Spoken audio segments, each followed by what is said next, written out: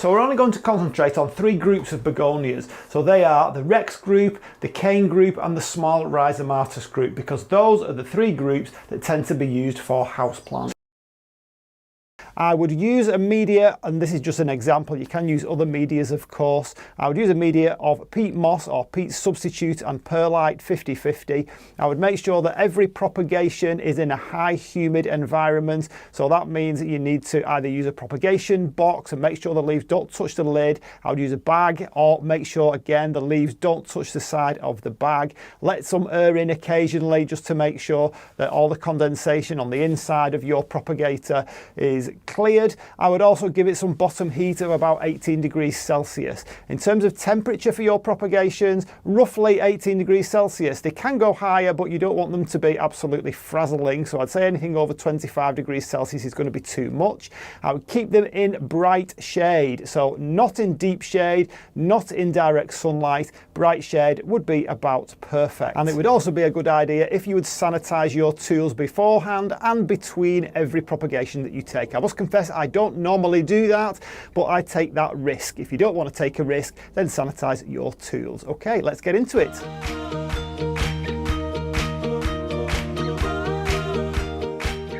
Okay, I've already put my media in. I've got 5 pots and I've got 5 leaves from plants, so a couple more from this small one here. And this does demonstrate actually over here with this very small one, this is Begonia boweri, how this particular cone method probably isn't the one to use for this. It's more likely to be the small Rhizomatous method. So for our method number 1, this is the cone method and this is Begonia silver lace. So I've just cut a leaf off there, and all I'm going to do is remove the center. So I'm going to cut around there. I'm going to expose those veins, and I don't need to do it with anything fancy. I just simply cut and tear right the way along the center like that, and you'll see what we'll be left with is a cone. Now we're not going to discard that bit because that's going to come in handy later on, and there is our cone, and that is simply going to be pressed in the soil into the media like that. So that's going to go in like that, and all I need to do is just kind of move the media up so that it's in contact there. So what you're actually doing there is exposing those veins. You can see on this one, these main veins on the leaf, you're exposing them to the media, and that is the cone method, as simple as that. So what I will do with this cone method is do exactly the same with these other plants now. So this one is Begonia griffon. One's cut into segments already, which is actually one of the other methods. It's just kind of split itself into segments. There we go. So we'll make sure that that is all nice there, and we've got the listada here.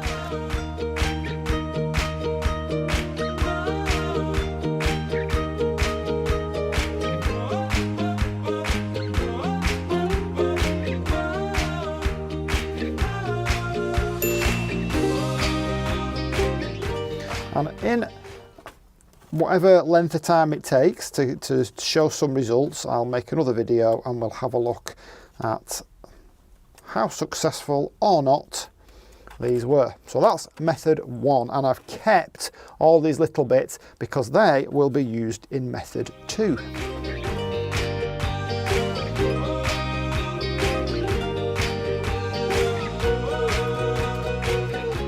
Right, for method 2, this is called the leaf method, a leaf cutting method, or that's what I'm giving it a name of. So basically what you do is the bit that was left, and you don't want that to be too long.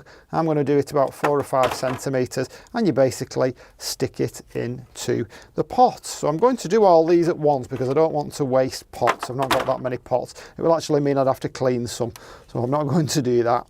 So there's 2, got 1 more there, stick that one in, that's listada. And then we've got silver jewel, I think that one's probably about the right size.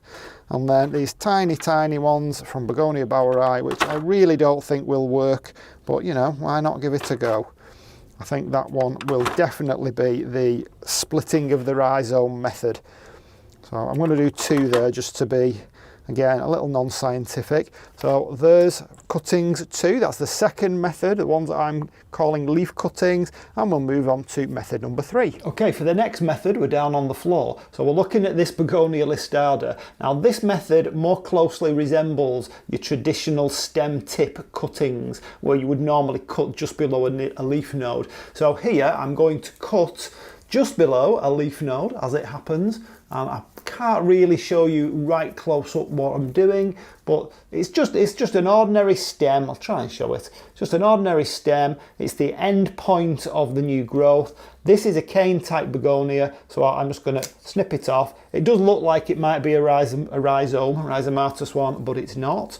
And you can see here that we just have an ordinary shoot, the end of a shoot. Now normally with a stem tip cutting, you would cut below a leaf node, you would strip all the bottom leaves, and you would just pop it in the pot. But it doesn't really matter, I believe, if there's a little bit of stem underneath the leaf node. It will probably root from anywhere along that stem. So what I'm going to do is, I'm not going to do any more cuts to that. I'm just going to remove a couple of these bottom leaves just so that I can get it in the pot, and it doesn't really matter that there's all that growth on top. I'm just going to leave that, and that will go in the pot as it is.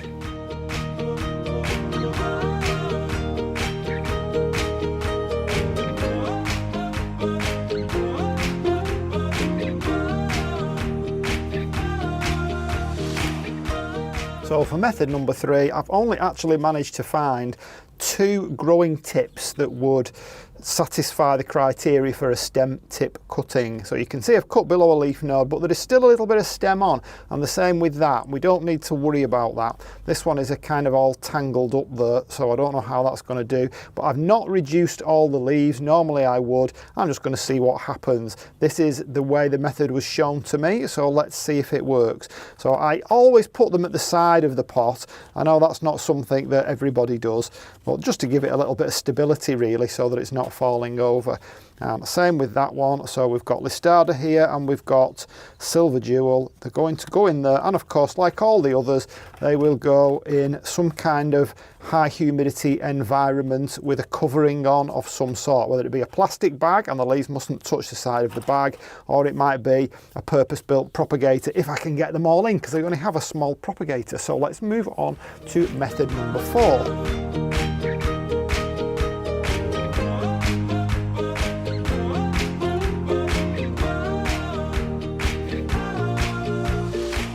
Okay, method number 4 is the same as method number 1, where you cut it into a cone, but this time you actually separate them out and call them wedges. So the only difference here is that this isn't all joined together in a cone. So they would then go into the media with the vein pointing downwards into, or in contact with the media. So I'm not actually going to call this number 4. This really is the same as number 1, just a slight different alternative to it really, just another way. I thought it'd be worth showing you that, but I'm not going to count that in the 6, and I'm only going to do it with Griffon because I don't really think that's a different method. It's just a slightly different interpretation of the same method. So we'll move on to the real method number 4 for the rest of them, and I'll pop these up as I've just explained. Okay, for the next method, we'll call this the flat leaf method.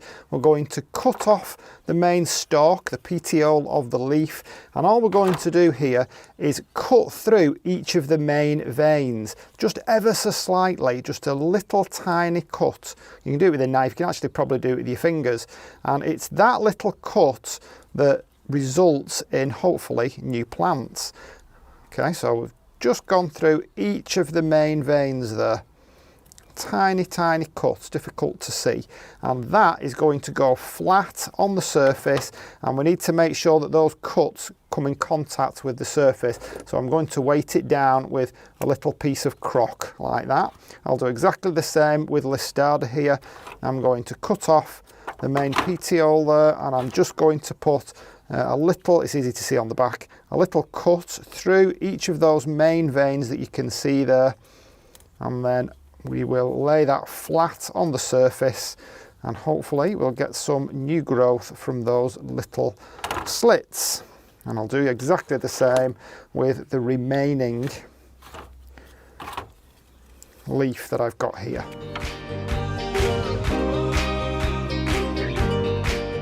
So number 5 is the easiest of the lot. This is simply cut a leaf off with the petiole here, the stalk here. I've cut out the side because, as you saw, I used that earlier on. I've cut out the edges there. It doesn't really matter. You can do it like that, or you can leave the whole leaf on and you simply stick it in some water. So I'm going to do that with some of the others and see if they develop roots. It's very easy to do, and I'm sure that you've all done this kind of method many times before with various things. So I'll do that. You don't need to see that. I'll go and do that in the background, and we'll move on to the final method. So for my final method, this is the small rhizomatous group, and it's just as it sounds really. You're going to locate a rhizome, and you can see one there traveling along in that direction, and I'm simply going to cut it off. Easier said than done with one hand, but you must make sure that it's got some growth nodes on it. It's no good if it's not got any growth nodes on it. So I'm going to cut that off straight down, and I'll probably have to, there we go. I've managed to do it with one hand, fantastic. And we'll take that off and we'll go and deal with that over on the bench. So what I'm going to do here is remove some of these leaves. And the idea is that you just simply push it down into the compost. So that, it's already got some nice growth on it. Oh, there's some flowers coming there, so I'll cut them off. Just pull those off. And that is simply going to go there on the compost, and I simply push it in and cover it over a little bit. And that's how you deal with small rhizomatous begonias. So I'm going to go and do that with one of my other small rhizomatous begonias. I'll put it there, and then we're all set. So there you can see all my begonia propagations. Now, I've not been able to do as many as I thought, simply because the plants in some cases just aren't big enough, and I don't want to completely ruin all my plants and take all the growth points off them. I think you get the idea. So I've shown you 6 there, possibly 7 if you count the one where you make a cone like this one here, but then you cut it into wedges like I've done there with the Griffon. But really, that's, to me, that's the same thing. If I get some plants off that and some plants off that, that will be fantastic. But if I get some off there and none off there, or vice versa, then maybe it'll show you that one's better than the other. So it's worth doing in that sense. These will now go into the propagator if I can fit them in, or they will certainly be in a high humidity environment. I'll give them all a water. I'm going to cover them as best I can. I've got a couple of containers there that they can go in. If I can fit them in, I will put them in plastic bags. And even if they're not in any of those things, the hothouse where I'm going to keep them is a highly humid environment. It's very rarely under 70% anyway. So we'll see what we can do. You know, this is reality, isn't it? This is what happens. You can't always do it exactly as people show you. So it could be really interesting to see what happens and see how effective some of these methods are. Okay, you're looking here at the leaf comb method. So I would say the very flimsy leaved ones aren't really fans of this kind of method. I think the Griffon didn't work very well, but you can see not very much going on in there, but there is some definite growth there. Nothing there. That one's completely dead. I think that was the Griffon. And here we have the silver lace, and that worked pretty well too. As I say, these have been neglected. I've not been looking after them at all, and that's really mainly why they've not done that well over the 3 to 4 months. It is a slow process, I think, whatever method you use, but you can see the results of that one. So definitely worth a try, the leaf comb method. So method 2 was the leaf stalk method. So this is the pot from my leaf stalk method, and you can see out of, I think there was 4 in here.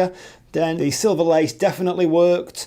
This one down here, the silver jewel, has worked, but it's been very slow, probably needed repotting.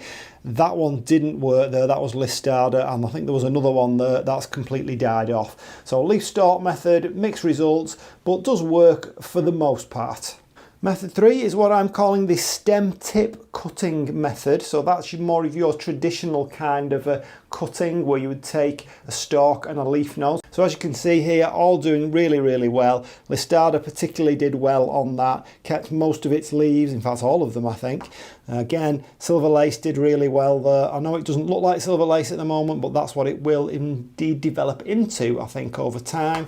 We've got silver jewel there, that worked pretty well as well. I must admit, this was the method that I thought would more likely work than any of the others. So this is your traditional stem tip cutting method. So that worked pretty well with all the ones that I tried. So for method 4, well, I kind of split this up into two methods. I did the wedge method and the flat leaf method. Right, so you can see here that all the wedges that I put around the outside, none of them worked. Now I only did that with Begonia Griffon, and it may just be that the leaf was too flimsy. But out of the flat leaf methods, all three have worked particularly well. So the silver lace, which does seem to be working well in all methods, and we've got the silver jewel there, and just starting to sprout down here, the listada, that worked well too. I really didn't think this one would work because I've seen various ones on the internet where they've all rotted off. Well, mine didn't, mine worked pretty well. Now the water method, I'm not going to show you this one. It was basically just sticking a leaf stalk attached to a leaf in some water. Now first of all, let me say this is the same water that's been in here 3 months, exactly the same water, and yes, it did develop roots, but as you can see, the leaf has actually died off. Now what happened there is it did develop some new leaves at the bottom, but because it's been neglected, then they've just died and rotted, probably through stagnant water. But I do believe, now I don't know how true this is, but I did read that if you do just a leaf stalk and it does develop some roots, it will never develop further beyond that. I don't know how true that is. If anybody's ever tried that, please let me know in the comments. So the water method works, but why bother if you're not actually going to get any shoots other than that leaf? So that's the water method. And the final method was the rhizome method, where you divided a rhizome. Let's take a quick look at that. So I cut part of the rhizome off of this one. This was Begonia Boweri. As expected, worked pretty well because you've already got the rhizome, which is in actual fact the root. So it's not like it actually has to develop roots. It's already done, isn't it? So that's pretty much 100% success rate if you get a rhizome. Can't really fail with that one.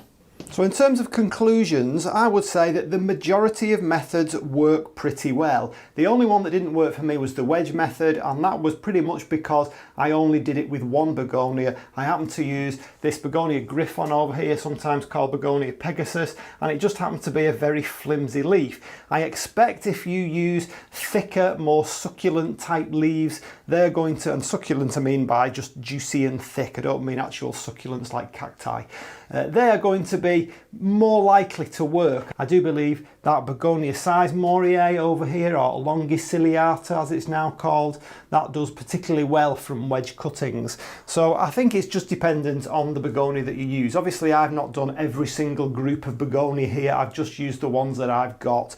So in terms of all the other methods, and I'm going to draw some kind of rule of thumb here, I would say in the first instance try the leaf type method. So we're talking about either the cone or the leaf stalk, where you actually take a stalk of the leaf and just cut off around the edge, or the flat leaf method or the wedge method. I would do that in the first instance simply because it's the cheapest for the parent plant. You're not going to actually lose much of the plant. If that doesn't work, then I would go on to the more likely to work methods like the stem tip cutting method or the division of rhizome methods. So that's what I've come up with after my experiments. Let me know what your experiments have shown in the comments down below. And if you really enjoy begonias, then take a quick look at this video here, which gives you a brief tour around the ones that I owned at the time that I made the video. Of course, I've added a few more to my collection since, so you'll have to watch other videos for that, but I think you'll enjoy taking a look at these. And that's it for now. I'll see you on the next one. Bye.